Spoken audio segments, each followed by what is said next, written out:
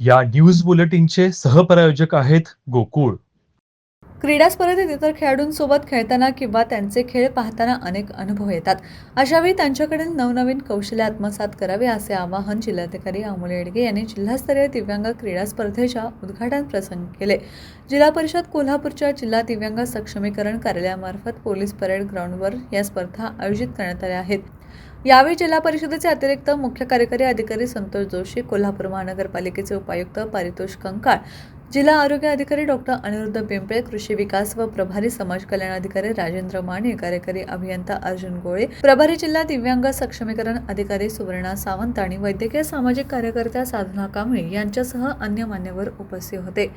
यावेळी बोलताना जिल्हाधिकारी अमोल येडगे म्हणाले की कोल्हापूर जिल्ह्याला मोठी क्रीडा परंपरा लाभली असून दिव्यांग खेळाडूही तीच परंपरा समर्थपणे जोपासत आहेत. क्रीडा स्पर्धेत सहभागी होणे ही सर्वात मोठी गोष्ट आहे. त्यामुळे सहभाग नोंदवून तुम्ही अर्धी स्पर्धा आधीच जिंकली आहे. मागील वर्षाप्रमाणेच यंदाही पोलीस परेड ग्राउंडवर सर्व विद्यार्थ्यांनी मोठ्या उत्साहात सहभाग घेतला आहे. या स्पर्धेतून गुणानुक्रमे प्रथम व द्वितीय क्रमांक मिळवणाऱ्या विद्यार्थी राज्यस्तरीय स्पर्धेसाठी पात्र ठरतील.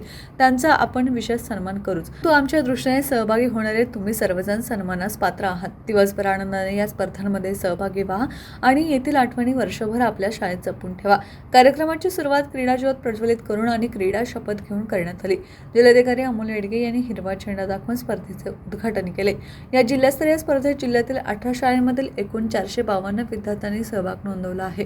यावेळी जिल्ह्यातील सर्व दिव्यांग शाळांचे मुख्याध्यापक, क्रीडा शिक्षक आणि शिक्षकेतर कर्मचारी मोठ्या संख्येने उपस्थित होते.